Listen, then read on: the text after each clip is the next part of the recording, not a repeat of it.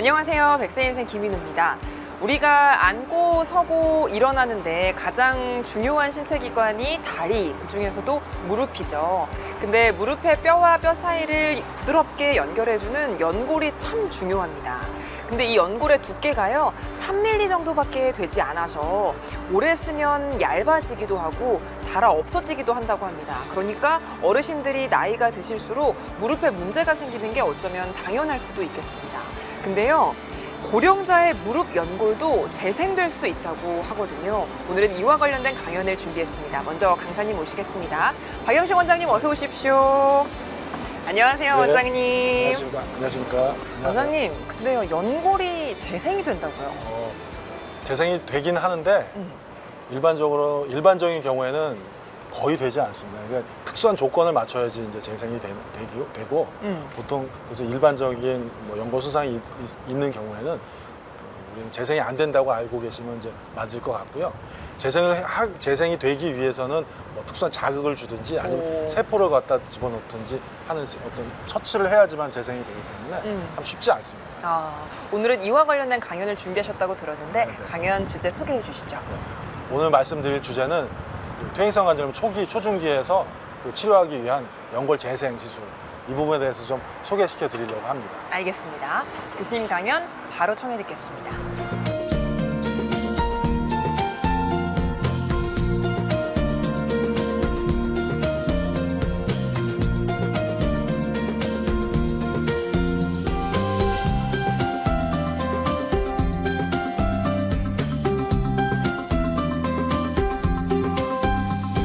안녕하십니까. 정형외과 전문의 박영식입니다. 오늘 말씀드릴 내용은 관절 연골 재생을 어떻게 할 거냐. 사실 예전에 제 기억에 제가 레지던트 때 저희 선생님이 외래 오신 환자분들한테 이렇게 말씀하신 걸 들었어요. 관절 초기 연골 손상이 어느 정도 처음 시작하는 분들에게는 조심해서 잘 써라. 약 잘 먹고 체중 조절하고 운동하시다가 퇴행성 관절염이 계속 진행을 할 거다.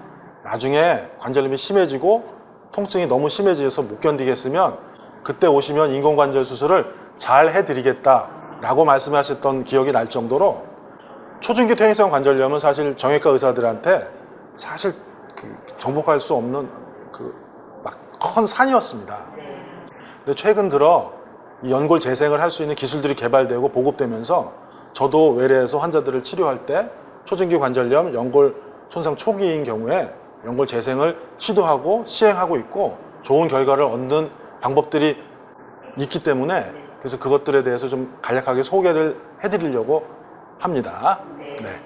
우선 관절 연골 재생에 말씀드리기 앞서서 무릎 관절의 구조를 좀 이해하는 게 필요한데 무릎 관절은 위에 있는 대퇴골과 밑에 경골이 만나는 부위인데 만나는 부위가 보통 다른 관절들, 일반적인 관절들은 한쪽은 볼록하고 한쪽은 이렇게 잡아주는 야구 글러브처럼 볼앤소켓, 볼하고 소켓으로 이용이 돼서 굉장히 모양 자체로 안정성을 유지할 수 있습니다.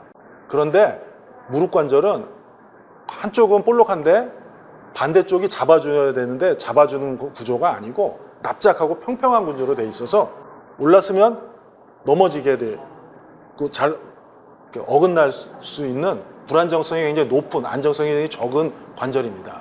근데 관절의 안정성을 높이기 위해서 그 잡아주는 인대나 힘줄이 앞뒤 전후 좌우로 빽빽하게 있어서 관절의 안정성을 높여주죠. 그래서 여기서 좀 전에도 말씀드렸다시피 대퇴 근력 강화 운동을 열심히 해서 근력이 좋아지면 무릎 주변을 감싸고 있는 인대나 힘줄의 힘이 좋아지기 때문에 안정성이 높아져서 무릎의 손상, 연골이나 이런 것들을 그러니까 연골을 좀 더 안전하게 잡아줄 수 있는 역할을 하게 되기 때문에 자꾸 의사들이 병원에서 근력 강화 운동을 하라고 강조하는 것입니다. 근데 이제 한쪽은 볼록하고 한쪽은 평평하니까 그 닿는 면이 넓은 면으로 닿는 게 아니고 한 점으로 닿게 됩니다. 그래서 연골 손상이 다른 관절에 비해서 특히 무릎 관절에서 많이 발생하고 있는 것이 해부학적인 그러니까 무릎 관절 모양의 특징 때문에 그렇다고 말씀드릴 수 있습니다. 퇴행성 관절염은 뭐 누차 말씀드렸다시피 퇴행성 변화, 그러니까 노화에 의해서 나타나는 여러 가지 퇴행성 변화의 결과로 관절 연골에 손상이 일어나게 되고 연골 손상이 진행되면서 뼈와 뼈가 노출돼서 뼈와 뼈가 부딪히게 되면서 통증이 유발되고 변형이 유발돼서 기능이 소실되고 통증이 심해지는 질환을 퇴행성 관절염이라고 하고 보통 이거는 처음 시작은 노화에 의해서 시작된다고 지금 알려져 있고 보통 시작 한 50대 중반 이후에 시작하는 것으로 되어 있습니다. 연골 손상의 단계를 현미경적으로 한번 들여다보면서 설명을 드려보면 관절 연골은 그게 이제 중요한 연골을 구성하는 성분의 관절 연골은 콜라겐이 굉장히 중요한 성분으로 차지하고 있습니다. 이제 그 중에 콜라겐 중에서도 타입 2, 2형 콜라겐인데 2형 콜라겐이 굉장히 중요합니다. 그 2형 콜라겐이 굉장히 중요하고 그리고 그 사이 2형 콜라겐이 그 철골 구조물 같은 걸 만들고 그 사이에 단백다당 거대 분자, 그러니까 영어로 프로테오글라이칸이라고 하는데 이 안에 수분이 굉장히 많이 들어 있습니다. 그러니까 어떻게 이해하시면 되냐면 그 집 건축할 때 보면 그 철골 콘크리트를 하잖아요. 그럼 철골 가지고 그 가운데 그 기둥을 세우고 거기에다가 콘크리트를 붙여서 기둥을 만드는데 마찬가지로 콜라겐으로 기둥을 세우고 그 사이에 프로테오글라이칸을 안에 집어넣으면 되는데 이게 이제 노화가 진행되면 콜라겐이 끊어지고 프로테오글라이칸, 그러니까 단백 다당 분자가 이게 거대 분자가 쪼개집니다. 쪼개지면 물이 빠져나가게 돼요. 마치 가뭄에 그 논바닥 갈라지듯이 그렇죠. 연골도 이렇게 갈라지게 됩니다. 갈라지게 되고 그게 더 진행이 되면 그 부프레이처럼 일어난 게 떨어져 나가게 되고 그럼 떨어져 나가면 무릎 속에서 이게 어디 갈 데가 없으니까 둥둥 떠다니다가 관절 표면을 이루고 있는 주변을 이루고 있는 관절막, 활액막에 가서 딱 붙게 되고 염증이 일어나게 됩니다. 염증 반응이 일어나면 다시 거기서 염증 물질이 나와가지고 관절 연골을 공격하고 그래서 관절 연골 손상이 다시 또 일어나서 그 악순환에 들어가게 되는 거죠. 그래서 연골 손상이 시작하면 아까 말씀드렸던 염증이나 뭐 이런 게 있기 때문에 염증 반응을 제거하기 위해서 약물 복용도 하고 항염증제 이런 걸 복용하기도 하고 진통제, 뭐 류마티스 약도 쓰고 연골 보호제, 아까도 쉬는 시간에 잠깐 질문하시지만 관절 영양 주사, 뭐 윤활 주사 이런 걸 쓰기도 합니다. 근데 그런 것들은 관절 연골의 그 손상을 진행하는 그 진행 코스를 변화시킬 수 없고, 그러니까 퇴행성 관절염이 진행하는 과정을 변화시키거나 늦출 수는 없습니다. 단지 증상, 그러니까 통증, 붓기 이런 것들을 가라앉혀서 관절염은 그대로 있지만 내가 조금 편하게 유지할 수 있게 만들어주는 것이죠. 근데 근본적으로 퇴행성 관절염, 연골 손상을 회복시키려면 연골이 손상돼서 떨어져 나간 부위에 연골을 다시 채워서 만들어 넣어주는 게 가장 올바른 방법이겠죠. 아스팔트가 비 많이 오면 아스팔트 패이면 그걸 어떻게 해야 됩니까? 차가 비켜 지나가는 건 어떻게 하면 약 먹고 물리치료하고 주사 맞고 하는 건 차를 비켜가게 하는 것이고, 지금 제가 이제 지금부터 말씀드릴 거는 패인 부위에다가 아스팔트를 다시 덮어서 다져놓고서 차가 그 위로 지나갈 수 있게 만든 연골을 재생하는 방법을 이제 말씀을 드리겠습니다. 대개 이제 연골 재생은 전에 강의에 때 말씀드렸던 관절 내시경을 이용해서 하는 경우가 대부분입니다. 그래서 보통 이제 관절 표면을 덮고는 관절 연골이 떨어져 나가면 뼈가 노출이 됩니다. 뼈가 이제 완전히 노출이 되는데 그 나이가 좀 젊고 주변에 연골이 좀 좋은 경우에는 이 노출된 뼈에다가 구멍을 냅니다. 이제 송곳같이 생긴 건데 그것으로 이렇게 찌르고 잘 안 들어가도 망치로 치면 이제 구멍이 들어가는데 한 4mm 정도를 구멍을 이제 깊이로 이제 구멍을 내는데 보통 4mm 깊이로 4mm 간격으로 구멍을 내면 그 골수, 그 뼈 속 안에 이제 골수가 있잖아요. 골수가 그 낸 구멍을 따라서 흘러나오면 그 골수 속에 줄기세포가 들어있습니다. 양이 많지 않지만 골수 줄기세포가 들어있고 그게 연골 결손이 있는 부위로 흘러나와서 그 자리에서 피떡을 만들어가지고 이제 고정이 되면 시간이 지나면서 줄기세포가 작용을 해서 연골로 바뀌게 되죠. 근데 이제 여기서 재미있는 게 뭐냐면 아까 연골은 콜라겐이 타입 2, 2형 콜라겐인데 이렇게 해서 만들어진 콜라겐은 1형 콜라겐이 많습니다. 그 2형 콜라겐이 많은 정상 연골은 초자 연골이라고 하는데 이렇게 해서 만들어진 미세 천공수를 해가지고 골수줄기 세포가 나온 경우에는 초자연골보다는 섬유연골 쪽에 좀 가까운 연골이 만들어져서 이게 내구성이 좀 좋지는 않아요. 그래서 한 5년 정도는 쓰고 나면 다시 연골이 손상돼 떨어져 나가는 것으로 되어 있습니다. 그래서 이 수술은 결국에는 그 연골 자체의 질이 아주 썩 좋은 건 아니기 때문에 그 연골 손상, 퇴행성 관절염의 그 진행 경과를 바꾸는 건 좀 어렵습니다. 근데 이제 연골 결손이 있는 부위가 조금 작은 경우에 또 할 수 있는 방법이 있는데, 우리 무릎에 보면은 연골이 좀 남는 부위가 있습니다. 무릎 앞쪽에 연골이 좀 남는 부위가 있는데 그쪽에서 연골을 채취해가지고 결손이 있는 부위에 옮겨 심어줄 수가 있어요. 제가 이제 수술 기구를 하나 가져왔는데, 이걸 보시면 여기 약간 좀 험악하게 생겼는데 여기 사이즈가 좀 있습니다.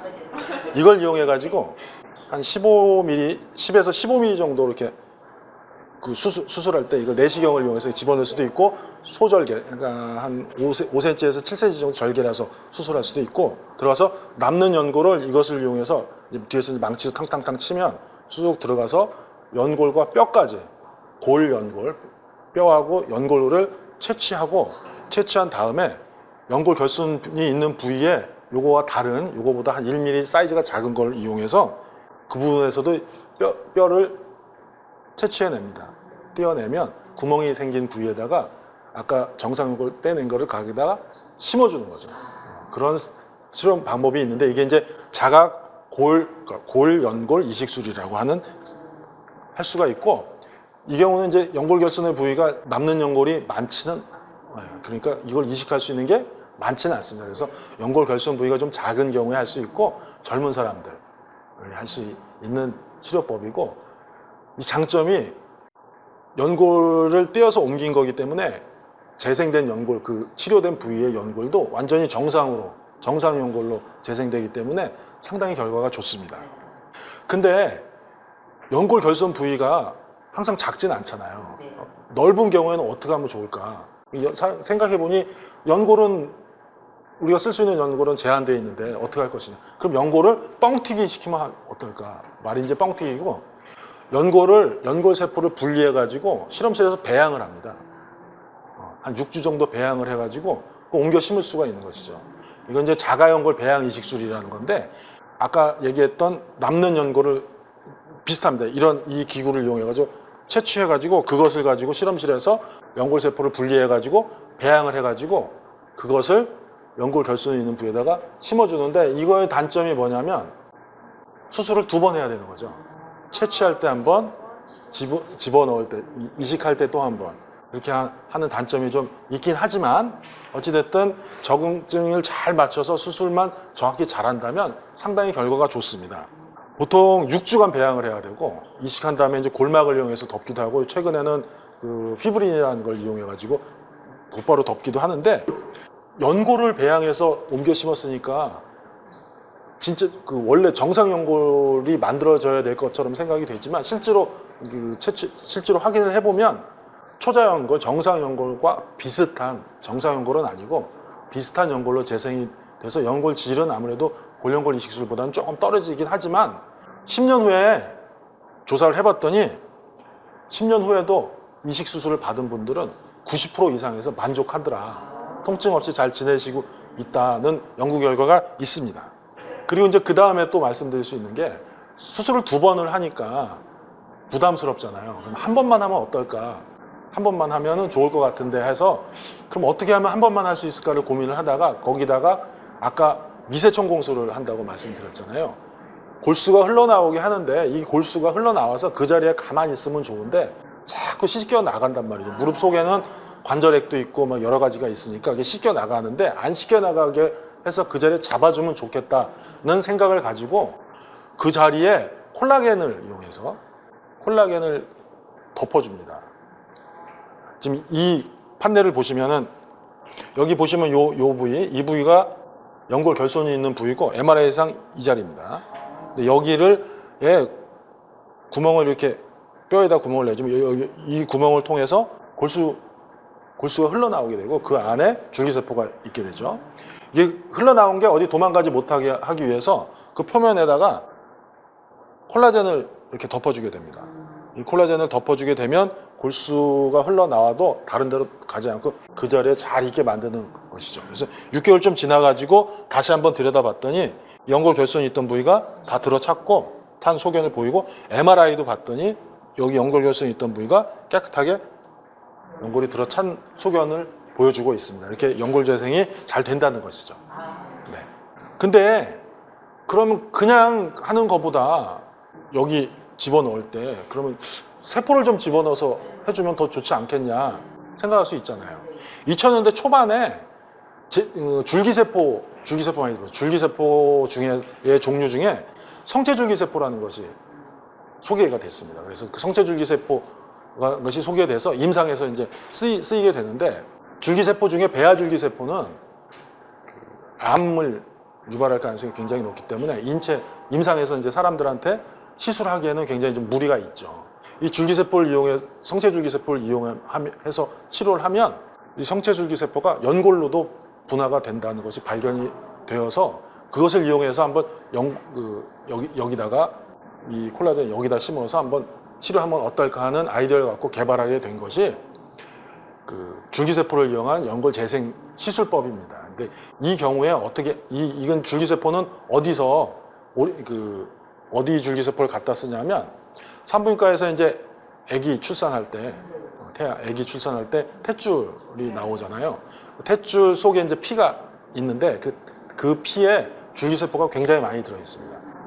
성체줄기세포가 굉장히 많이 들어 있어서 그것을 기증 받아 가지고 배양을 해 가지고 연골 재생에 이용할 수 있게 만들어 놓은 줄기세포가 있습니다. 이제 그것을 이용하게 되는데 사실 시술 방법은 콜라겐을 이용한 방법이나 미세천공술을 하는 방법이나 시술 방법은 되게 비슷비슷합니다. 이제 관절 내시경을 이용해서 할 수도 있고 최소 절개 한 5cm 정도 절개를 해가지고 수술할 수도 있습니다. 수술 방법은 되게 이제 대동소이한데 보시면 여기서 이제 나온 그림은 이제 내시경으로 한 사진을 봅니다. 내시경으로 이제 구멍을 내서 안을 이제 들여다 보면 내시경을 보고 이렇게 구멍 주변에다가 내시경 연골선 있는 부위에다 같이 이렇게 구멍을 뚫어서 줄기세포를 이렇게 안에다가 콜라겐에다 줄기세포를 이렇게 안에다 넣게 되면 거기 딱 고정할 수 있게 이렇게 만들어주고 줄기세포를 안에다가 쭉 뿌려주는 이런 시술을 하게 되고 이 구멍 안에 하나하나 이렇게 줄기세포를 넣게 되면 줄기세포가 떨어져 나가지 않고 잘 유지가 되기 때문에 이렇게 구멍을 좀 내게 되죠. 그래서 실제 수술한 걸 보면 이렇게 연골 결손이 있는 부위에 구멍을 내서 줄기세포를 덮어주는 이런 시술을 하게 됩니다. 이제 사실 이 경우도 우리나라에서 줄기세포 시술이 시작된 게 2012년부터 시작을 됐으니까 지금 한 10년 됐죠? 2012년에 처음 시술한 분들이 현재도 잘 쓰고 있거든요. 그래서 사실 그 이전에는 관절 연골 손상이 있을 때 연골을 재생한다는 건 상상을 할 수가 없었고 연골 손상이 한번 시작되고 퇴행성 관절염이 한번 딱 접어들면 발을 뺄 수가 없었어요. 그래서 떠난 버스 돌릴 수도 없듯이 한번 가버리면 돌아올 수가 없는 강을 걷는 게 되는 건데 이런 치료법들이 개발이 되고 소개가 되면서 훨씬 많은 초진기 관절염에서 다시 치료될 수 있는 길이 많이 열렸다 이렇게 말씀드릴 수가 있습니다. 그래서 이제 줄기세포를 그렇게 했는데 그럼 진짜로 했더니 어떻게 되는지 다시 한번 보시면 이 사진을 보시면 여기 하얗게 보이는 데 있죠. 이 하얗게 보이는 데가 연골 결손이 있는 부위입니다. 그래서 이거를 내시경으로 봤더니 이렇게 험악하게 좀 보이는 이 자리가 연골 결손이 있는 부위인데 여기다가 줄기세포 시술을 했더니 한 6개월 지나서 봤더니 이 하얗게 있던 부위가 이렇게 다 찼죠. 그리고 여기가 이렇게 험하게 있던 부위가 연골이 다 찼습니다. 근데 이제 한 가지 단점은 요것도 연골이 완전히 정확히 정상 연골로 만들어지는 건 아니고 정상 연골과 비슷한 타입 2 콜라겐, 2형 콜라겐이 꽤 많이 있긴 하지만 정상보다는 좀 적다는 거. 그래서 수명이 사실은 몇십 년 더 갈지는 결과가 지금 우리나라에서도 한 지가 10년이기 때문에 10년까지는 괜찮은데 20년이 괜찮을지는 아직 확인하지 못했다는 거. 네. 그리고 이 줄기세포를 배양해서 하기 때문에 아까 콜라겐만 이용하는 경우보다는 사실은 경제적 비용이 훨씬 더 좀 많이 들어갑니다. 줄기세포를 배양하게 되니까. 우리가 지금까지 퇴행성 관절염 치료를 할 때 관절 연골은 치료가 잘 안 되는 걸로 이제 알고 있었고 되게 포기하고 그냥 그렇게 알고 지내온 세월이 굉장히 길었고 그렇기 때문에 충분히 치료할 수 있는데도 불구하고 그냥 시기를 놓쳐가지고 말기 관절까지 가시는 경우가 되게 많았습니다. 그래서 제가 지금 마지막으로 드리고 싶은 얘기는 초중기 관절염이 있는 경우에는 조금 좀 적극적으로 검사도 해보시고 진단을 좀 받아보시고 치료가 충분히 가능한 경우들이 많으니까 전문가와 좀 상의를 해보시는 것이 좀 좋겠다 말씀을 드리고 싶고 그리고 항상 제가 또 강조하는데 이 경우에 더 이 관절염이 초중기 관절염이 진행이 되든 안 되든 그 상관없이 항상 우리는 뭘 해야 되냐면 허벅지 근력 강화 운동 하셔야 되고 체중 조절 하셔서 비만되지 그러니까 과체중으로 넘어가지 않도록 체중 1kg만 들어도 무릎 속의 압력이 5kg가 늘어납니다. 이렇게 서 있는 자 있을 때 항상 유념하시고 근력 강화 운동, 체중 관리 잘 하시기 바랍니다. 그렇게 하시면 건강한 무릎 오래 쓰실 수 있고 조기 진단, 조기 치료 하셔서 건강한 무릎으로 100세 인생에 건강한 노년 누리시기 바랍니다. 감사합니다. 네, 교수님 강연 잘 들었습니다. 오늘은 연골 재생술에 관한 이야기를 들려주셨는데 그러면 교수님 연골 관절에 좋은 생활 습관도 있을까요? 좋다 좋다 나쁘다 이런 걸 떠나서 어떤 습관을 갖는 게 무릎 관절 연골을 손상시키지 않고 않을 수 있는가 사실 그렇게 대답을 해드릴 수 덜 있을 것 같아요. 손상시키는. 일단 제일 안 좋은 동작을 피해야겠죠 우선. 네. 그걸 알고 피해야 되니까 쪼그리 앉는 거, 무릎 꿇는 거, 양반 다리 하는 거 이런 건 사실 되게 좋지 않습니다. 그리고 이렇게 이런 데 앉아 있을 때도 무릎을 조금은 다리를 좀 펴고 앉는 것이 훨씬 더 좋습니다. 그리고 뭐 동작으로 이제 보면은 계단 오르는 건 굉장히 좋은데 내려가는 건 좋지 않습니다. 특히 이제 등산하실 때 산에 올라갈 때는 굉장히 크게 문제가 없는데 등산한 다음에 내려올 때 다리가 이제 힘이 좀 풀리잖아요.